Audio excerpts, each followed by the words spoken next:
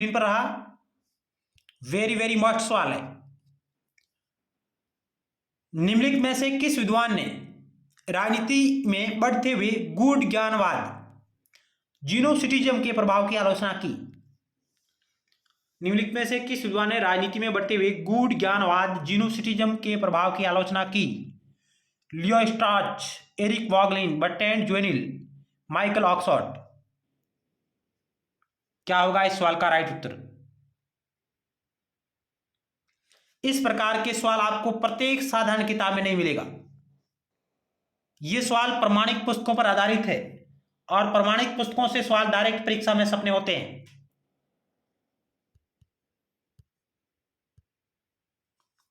तो ऑप्शन आपका 2 राइट होगा, एरिक वॉगलिन।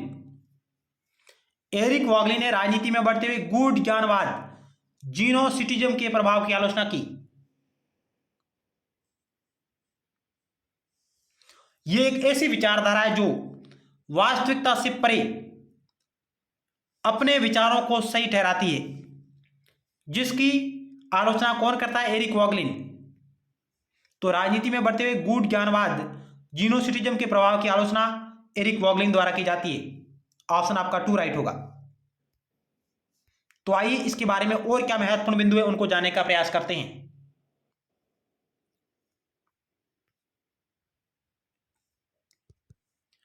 एरिक वॉगलिन ने ऑर्डर एंड हिस्ट्री नामक कई अंकों वाला एक ग्रंथ लिखा। तो पहला सवाल यहां से बन सकता है, ऑर्डर एंड हिस्ट्री किसकी पुस्तक है? एरिक वॉगलिन की है। एरिक वॉगलिन एक परंपरागत राजनीति विज्ञान के समर्थक विद्वान हैं। इन्होंने कई अंकों वाला एक ग्रंथ लिखा जिसका प्रकाशन 1956 में आरंभ हुआ और 29 वर्ष पश्चात उसकी मृत्यु तक चलता रहा। यानी कि 29 वर्षों तक इस ग्रंथ का प्रकाशन चलता रहा। कई अंकों में कई वॉल्यूम इसके आए। तो ऑर्डर एंड हिस्ट्री प्रसिद्ध रचना किसकी है? एरिक वॉगलिन की है। उसने इससे पहले 1931 में न्यू साइंस ऑफ पॉलिटिक्स प्रकाशित की। न्यू साइंस ऑफ पॉलिटिक्स किसकी रचना है? एरिक वॉगलिन की है। इस पुस्तक में उसने मुख्य रूप से राजनीति में बढ़ते हुए गूढ़ ज्ञानवाद जीनोसिटिज्म के प्रभाव की आलोचना की। इसको हम पढ़ेंगे गूढ़ ज्ञानवाद। ये बिल्कुल राइट शब्द है, गूढ़ ज्ञानवाद। यानी कि न्यू साइंस ऑफ पॉलिटिक्स 1931, इस पुस्तक में एरिक वॉगलिन राजनीति में बढ़ते हुए गूढ़ ज्ञानवाद की आलोचना करता है, उसके प्रभाव की आलोचना करता है। जीनोसिटिज्म इंग्लिश वर्जन है ये, इसकी वो आलोचना करता है।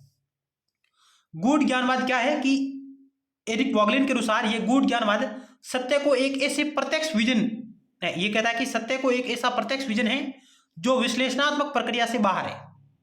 यानी कि गूढ़ ज्ञानवाद सत्य को एक ऐसा प्रत्यक्ष विजन है जो विश्लेषणात्मक प्रक्रिया से बाहर है और इसके आधार पर वास्तविकता को पूर्ण रूप से समझने का दावा किया जाता है।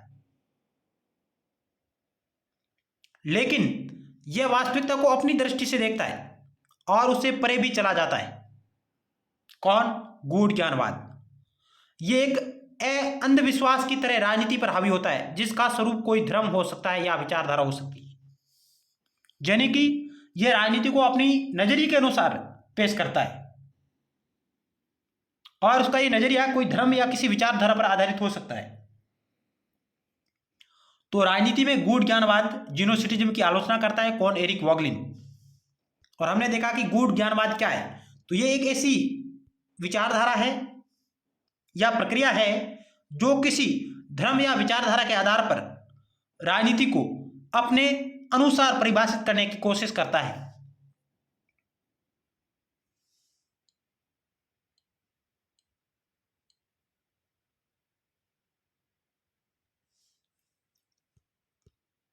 चलते हैं अगली स्लाइड की ओर।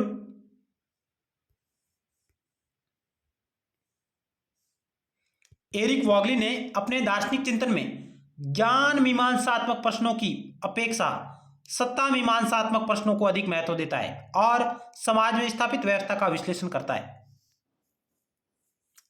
तो कौन सा दार्शनिक चिंतक एरिक वॉगलिन है जो ज्ञान मीमांसात्मक प्रश्नों की अपेक्षा सत्ता मीमांसात्मक प्रश्नों को अधिक महत्व देता है और समाज में स्थापित व्यवस्था का विश्लेषण करता है? उसने अपने बहुसंख्यक ग्रंथ ऑर्डर एंड हिस्ट्री में ऐतिहासिक संदर्भ में समाज में स्थापित व्यवस्था का परीक्षण किया। यानी कि हम कहते हैं कि यह राजनीतिक सिद्धांतों के ऐतिहासिक दृष्टिकोण का समर्थक विद्वान है, परंपरागत राजनीतिक सिद्धांतों का समर्थक विद्वान है। ऐसा कहा जाता है कि 1973 में डब्लिन आयरलैंड में भाषण देते हुए उसने भविष्यवाणी की कि अगले दशक में सोवियत यूनियन अपने अंतर्निहित संकट के कारण टूट जाएगा। यहां से भी सवाल आ सकता है कि निम्नलिखित में से किस विद्वान ने 1973 में डब्लिन आयरलैंड में भाषण देते हुए भविष्यवाणी की थी कि अगले दशक में सोवियत यूनियन अपने अंतर्निहित संकट के कारण टूट जाएगा, और वास्तव में ऐसा हुआ, उनकी भविष्यवाणी सच हो गई। तो ये बात करते हैं एरिक वॉगलिन। तो आज हमने राजनीति विज्ञान नागरिक शास्त्र के अंतर्गत राजनीतिक सिद्धांत टॉपिक पर के बारे में कुछ अन्य और महत्वपूर्ण सवालों के बारे में चर्चा की, जो आपको जरूर पसंद आई होगी। आप अपने कमेंट बॉक्स के माध्यम से इस सीरीज के बारे में अपने अमूल्य सुझाव जरूर दें, लाइक करें और अपने ज़्यादा से ज़्यादा दोस्तों के साथ शेयर करें।